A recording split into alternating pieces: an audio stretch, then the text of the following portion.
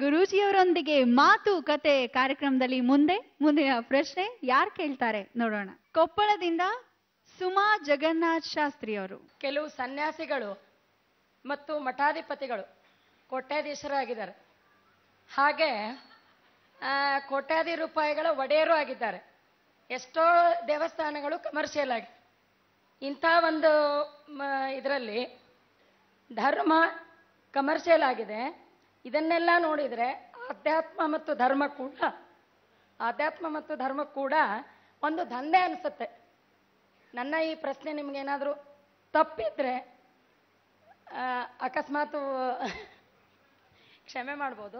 ನನಗೆ ಅಷ್ಟೇನಾ, ಇನ್ನೇನು ಕೇಳ್ತೀರಾ? ಇಲ್ಲ, ಇದು ನನಗೆ, ಯಾಕಂದ್ರೆ ಈ ಪ್ರತಿಯೊಂದು ಈ ಪ್ರಪಂಚದಲ್ಲಿ ನೀವು ಹೇಳಿದ ಹಾಗೆ ಕಾಸ್ಟ್ಲಿ ಗುರುಗಳು, ಕಾಸ್ಟ್ಲಿ ಮಠಾಧಿಪತಿಗಳು, ಕಾಸ್ಟ್ಲಿ ದೇವಸ್ಥಾನಗಳು, ಸಾಮಾನ್ಯವಾಗಿ ನೀವೆಲ್ಲ ದೇವಸ್ಥಾನಗಳಿಗೂ ತಮಿಳುನಾಡಿಗೆ ಪ್ರಾಮುಖ್ಯತೆ ಕೊಡ್ತೀರ.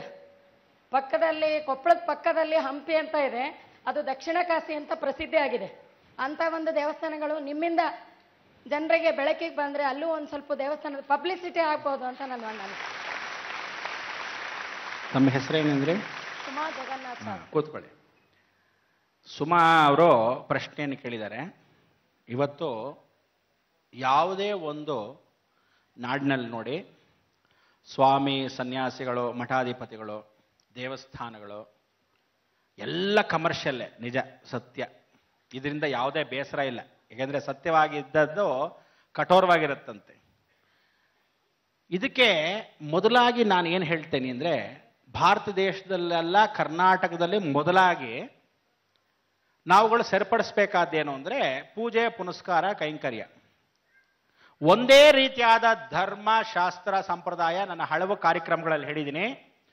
ಭಾರತ ದೇಶದಲ್ಲಿ ಪೂರ್ತಿ ಇರತಕ್ಕಂಥ ಎಲ್ಲ ಅರ್ಚಕರ ವೃಂದಕ್ಕೆ, ಮುಜರಾಯಿ ಡಿಪಾರ್ಟ್ಮೆಂಟು, ಆರ್ಕಿಯಾಲಜಿ ಡಿಪಾರ್ಟ್ಮೆಂಟ್ಗೆ ಗೌರ್ಮೆಂಟ್ ಆಫ್ ಇಂಡಿಯಾ ಪ್ರಕಾರವಾಗಿ ನಾನೇ ಒಂದು ಪತ್ರವನ್ನು ಹಾಕಿದ್ದೀನಿ. ಏನಂತ ಅಂದರೆ, ಒಂದೇ ಶಾಸ್ತ್ರ, ಒಂದು ಪೂಜೆಗೆ ಗಣಪತಿ ಹೋಮ ಎಷ್ಟು ಅಂದರೆ ಬರೀ 1000 ರೂಪಾಯಿ ಇಷ್ಟೇ. ಸತ್ಯನಾರಾಯಣ ಪೂಜೆ ಎಷ್ಟು ಅಂದರೆ ನಮಗೆ ಖರ್ಚು ಬರೋದು 1500 ರೂಪಾಯಿ. ಸಂಭಾವನೆ ಅರ್ಚಕರಿಗಾಗಲಿ ದೇವಸ್ಥಾನಕ್ಕಾಗಲಿ ಎಷ್ಟು ಬೇಕಾದರೂ ಕೊಟ್ಕೋಬೋದು, ಅದು ಸಂತೋಷಕ್ಕೆ.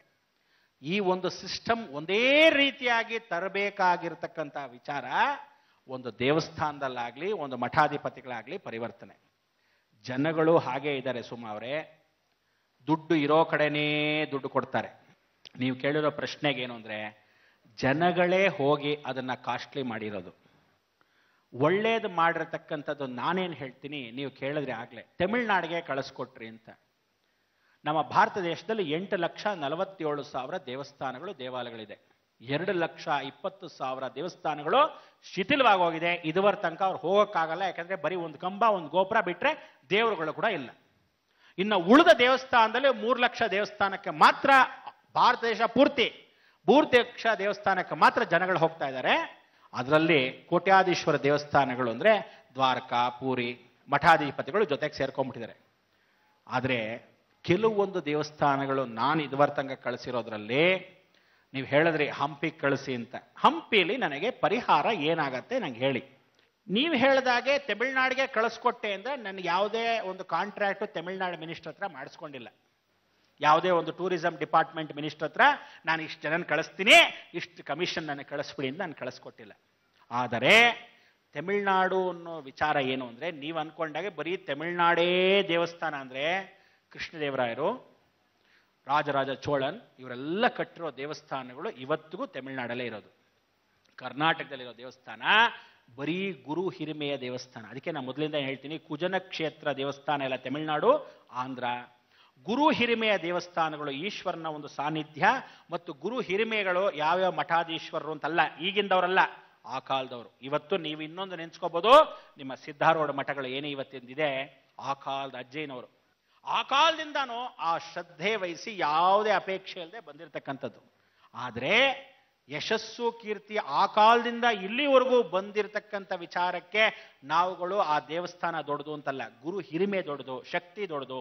ಇಂಥ ಒಂದು ದೇವಸ್ಥಾನಗಳಲ್ಲಿ ಆ ಕಾಲದಲ್ಲಿ ನೀವು ಕೇಳಿರೋ ಪ್ರಶ್ನೆಗೇನು ಅಂದರೆ, ನಾವುಗಳು ದೊಡ್ಡದು ಮಾಡೋದಲ್ಲ, ಇದನ್ನ ರಾಜಕೀಯ ಕುತಂತ್ರದಿಂದ ಹೆಚ್ಚಾಗಿ ಮಾಡ್ತಾರೆ, ಮೀಡಿಯಾ ಹೈಪಿಂದ ಮಾಡ್ತಾರೆ.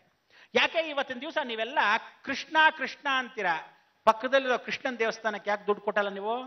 ನಾನು ತಮಿಳ್ನಾಡಿಗೆ ಯಾಕೆ ಹೇಳ್ತೀನಿ ಅಂದ್ರೆ, ಅರ್ಚಕರಿಗೆ ಒಂದು ಹೊತ್ತು ಊಟ ಇಲ್ಲ ಇವತ್ತಿನ ದಿವಸ. ಆ ಅರ್ಚಕರು 2 ಕಿಲೋಮೀಟರ್ 3 ಕಿಲೋಮೀಟರ್ ಸೈಕಲ್ ತೊಳ್ಕೊಂಡ್ ಬರ್ತಾ ಇದ್ದಾನೆ. ಅವನು ಬಂದು ಅವನು ಬಾಗಲ್ ತೆಗೆದ್ರೇನೆ ಪೂಜೆ. ಆದ್ರೆ ಆ ದೇವಸ್ಥಾನದಲ್ಲಿ ಕಿಡ್ನಿ ಡಯಾಲಿಸಿಸ್ ಯಾರಿಗಿದೆಯೋ 2.5 hours ಅವರ ನಕ್ಷತ್ರದ ದಿವಸ ಅಲ್ಲಿ ಕೂತ್ಕೊಂಡ್ರೆ, ನಿಮಗೆ ಗೊತ್ತಿಲ್ಲದೆ ಡಾಕ್ಟರ್ಗೆ ಆಗ್ತಕ್ಕಂಥ ಮಿರಾಕಲ್ ಅಂದ್ರೆ, ನಾನೇ 43 ಜನ ಕಿಡ್ನಿ ಡಯಾಲಿಸಿಸ್ ಆಗಿರ್ತಕ್ಕಂಥವ್ರು ಇವತ್ತು ಬದುಕಿಸಿದ್ದೀನಿ, ಇದು ಸತ್ಯ. ಆದ್ರಿಂದ ನಿಮ್ಮ ಸಮಯಕ್ಕೆ ನಾನು ಆ ದೇವಸ್ಥಾನಕ್ಕೆ ಕಳಿಸ್ತೀನಿ ಹೊರತು ತಮಿಳ್ನಾಡಿಗೆ ಹೋಗಿ ಅಂತಲ್ಲ.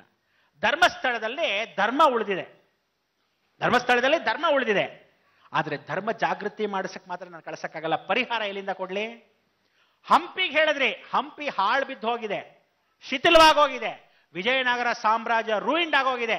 ದೇವರು ಕಷ್ಟ ಅಂತ ಎಲ್ಲಿರ್ತಾನೋ ಆ ಸ್ಥಳದಲ್ಲಿ ಜನಾಕರ್ಷಣೆ ಕಮ್ಮಿ ಇರುತ್ತೆ.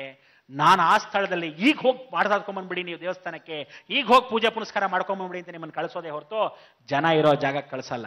ನಮ್ಮ ಕೈಯಲ್ಲಿ ದೇವರು ಕಾಯ್ತಾ ಇರ್ತಾನಂತೆ. ಆಗ್ಲೇ ಅವ್ರು ಕೇಳಿದ್ರು, 300 ಮುಕ್ಕೋಟಿ ದೇವತೆಗಳು ನಮ್ಮ ಜನಕ್ಕೆ ಬರಲ್ವಾ ಅಂತ. ಒಳ್ಳೆಯವನಿಗೆ ಒಳ್ಳೆ ಟೈಮಲ್ಲಿ ಬರ್ತಾನೆ, ಕೆಟ್ಟವನ್ನ ಸಾಯಿಸಕ್ಕೋಸ್ಕರ ಬರ್ತಾನೆ. ಆದ್ರೆ ಬರೋ ಟೈಮ್ಗೆ ಕರೆಕ್ಟ್ ಆಗಿ ಬರ್ತಾನೆ.